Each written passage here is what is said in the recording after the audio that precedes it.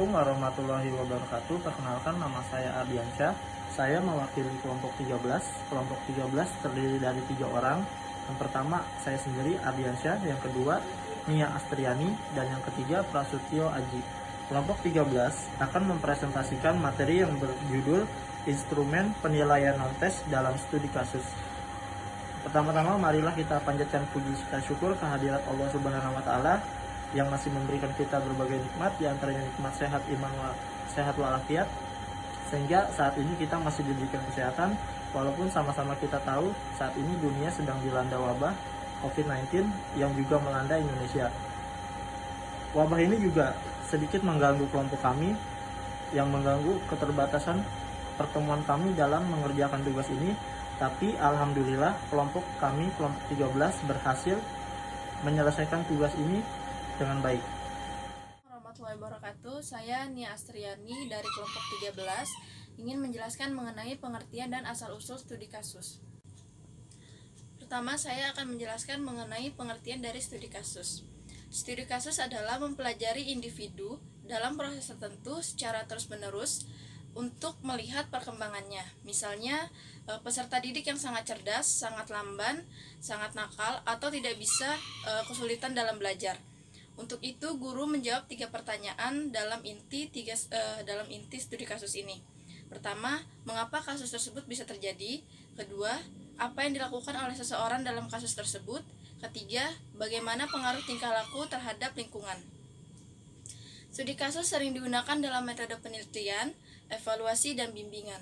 Studi ini menyangkut integrasi dan penggunaan data yang komprehensif tentang peserta didik sebagai dasar untuk melakukan diagnosis dan mengartikan tingkah laku peserta didik tersebut. Dalam melakukan studi kasus, guru harus terlebih dahulu mengumpulkan data dari berbagai sumber dengan menggunakan beberapa teknik dan menggunakan beberapa alat. Salah satu alat yang digunakan adalah deep interview, yaitu melakukan wawancara secara mendalam. Alat yang digunakan antara lain latar belakang kehidupan, latar belakang keluarga, kesanggupan dan kebutuhan, perkembangan kesehatan, dan sebagainya. Selanjutnya, asal-usul studi kasus. Salah satu perkembangan yang paling penting dari metode studi kasus ialah dalam lapangan hukum. Studi kasus bermula pada kira-kira tahun 1970 sebagai alat untuk melatih siswa-siswa untuk memikirkan tentang prinsip-prinsip yang fundamental. Sekarang, studi kasus merupakan suatu metode dasar atau basic metode baik dalam psikologi maupun dalam psikiatris. Studi kasus dalam rangka pelayanan bimbingan merupakan metode untuk mempelajari keadaan dan perkembangan seorang siswa secara lengkap dan mendalam, dengan tujuan memahami individualitas siswa dengan baik dan membantu perkembangan selanjutnya. Studi kasus mengandung pula analisis terhadap hubungan antara data yang terkumpul, disertai interpretasi dan rekomendasi tentang tindak lanjut. Sekian pembahasan mengenai pengertian dan asal-usul dari studi kasus. Untuk selanjutnya, pembahasan berikutnya akan dilanjutkan oleh teman saya, Pak Ardi dan Aji. Wassalamualaikum warahmatullahi wabarakatuh. Selanjutnya, studi kasus memiliki ciri-ciri antara lain mengumpulkan data yang lengkap, bersifat rahasia, terus-menerus atau kontinu, secara ilmiah, dan diperoleh dari berbagai pihak. Data yang dikumpulkan dalam studi kasus ini ialah antara lain identifikasi diri seperti nama, kelamin, tanggal lahir, alamat, nomor pokok, dan sebagainya. Latar belakang keluarga yang meliputi data mengenai besarnya keluarga, status sosial keluarga, pekerjaan orang tua, keadaan saudara-saudaranya, situasi di rumah, bantuan orang tua, dan sebagainya. Keadaan kesehatan dan perkembangan jasmani yang meliputi keterangan tentang ciri-ciri jasmani, penyakit yang diderita, dan sebagainya. Latar belakang pendidikan seperti hasil belajar, pengalaman pendidikan, kegagalan dalam pendidikan, minat belajar, cita-cita pendidikan, dan sebagainya. Dan yang terakhir, kemampuan dasar seperti kecerdasan, bakat, minat, sikap, dan sebagainya. Termasuk juga dalam tingkah laku sosial, latar belakang pergaulan, sikapnya terhadap orang lain, peranan dalam kelompok, dan sebagainya. Studi kasus wujud kinerja konselor. Standar kompetensi konselor di Indonesia disusun oleh Asosiasi Bimbingan dan Konseling di Indonesia. Secara sistematik, kerangka struktur kompetensi konselor dapat digambarkan ke dalam bentuk bagan di bawah ini yang nanti bisa teman-teman lihat di PPT. Kompetensi ketiga adalah penguasaan konsep, perilaku, dan perkembangan individu. Studi kasus adalah wujud kinerja konselor sekolah untuk melaksanakan kompetensi ketiga. Studi kasus berfungsi sebagai suatu alat yang ampuh untuk mengobservasi ciri-ciri, sikap-sikap, dan tindakan-tindakan dari individu dalam hubungannya dengan kesehatan fisik, bakat akademis, dan prestasi serta penyesuaian pribadi dan sosial.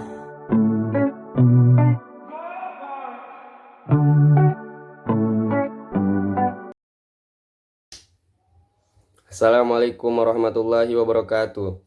Saya Prasutyo Aji dari kelompok 13. Saya ingin menjelaskan tentang masalah potensial studi kasus. Pada umumnya, jenis masalah yang dihadapi individu di sekolah dapat digolongkan, yaitu sebagai berikut. Yang pertama adalah masalah-masalah pribadi, yang kedua ada masalah-masalah belajar. Yang masalah-masalah pribadi ada agresif. Agresif adalah ingin menyerang suatu yang dipandang sebagai hal atau situasi yang mengecewakan. Jadi agresif itu bisa menyerang fisik ataupun mental. Contohnya seperti bullying. Yang kedua ada iri hati. Iri hati adalah suatu emosi yang timbul ketika seseorang yang tidak memiliki suatu keunggulan, baik prestasi maupun kekuasaan dan lain-lain. Selanjutnya ada pemalu. Pemalu adalah selalu memiliki stigma negatif lebih banyak daripada stigma positif. Selanjutnya ada depresi, kecemasan, penyimpangan seksual, kurang percaya diri, konsep diri rendah, dan lain-lain. Masalah-masalah sosial terisolir dan gagalnya berinteraksi dengan baik. Selanjutnya, masalah-masalah belajar. Masalah-masalah belajar yang pertama ada kesulitan belajar, kurang motivasi belajar, penangkapan materi yang berbeda-beda, masalah kurang informasi, kurang mampu mencerna informasi atau mencerna materi yang disampaikan. Di sini ada gambar. Yang pertama ada tahap identifikasi masalah. Jadi masalah diidentifikasi terlebih dahulu. Lalu ada sosiogram, studi dokumentasi, penelaahan BKPS, dan MPCL. Nah, habis dari sosiogram dicek atau dibandingkan oleh kasus sementara. Kasus sementara itu didiskusikan pembahasan kasus dengan wali kelas atau dengan pembimbing dari sekolah. Habis itu nanti penentuan kasus.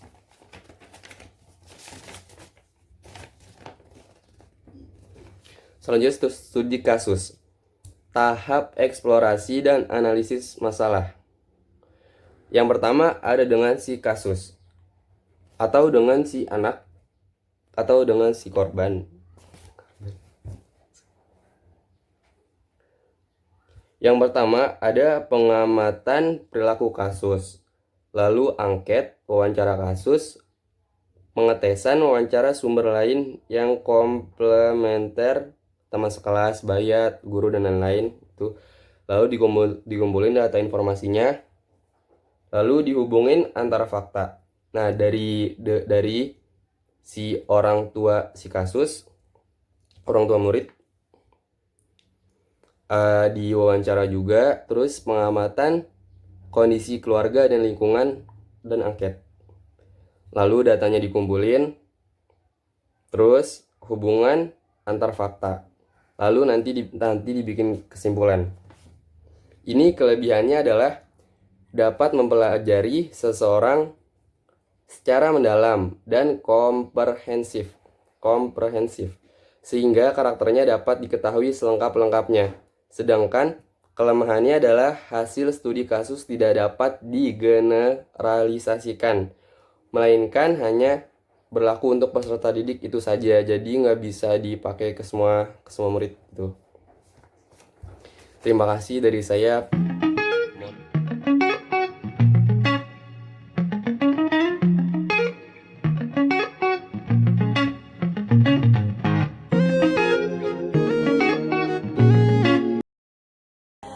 Yang terakhir adalah kesimpulan. Kesimpulan dari kelompok 13 mengenai materi instrumen penilaian non-tes dalam studi kasus adalah: studi kasus adalah suatu laporan tentang suatu analisa intensif dari seorang individu. Teknik tersebut membantu guru dan petugas lain yang berminat dalam mengenal kebutuhan individu. Kebutuhan-kebutuhan individu perlu diobservasi di rumah, sekolah, dan tempat bermain, ataupun lingkungan sosial, agar pengamat mengerti dia sepenuhnya. Semua data kasus adalah rahasia dan harus dihargai sesuai dengan praktek profesional yang diterima. Cukup sekian presentasi dari kelompok 13 mengenai instrumen penilaian non-tes dalam studi kasus. Semoga teman-teman yang menyimak atau mendengarkan dapat mengerti dan dapat dipahami. Bagi teman-teman yang ingin bertanya, bisa bertanya melalui kolom komentar di Google Classroom yang sudah tersedia. Kurang lebihnya mohon maaf. Wabillahi taufiq wal hidayah. Wassalamualaikum warahmatullahi wabarakatuh.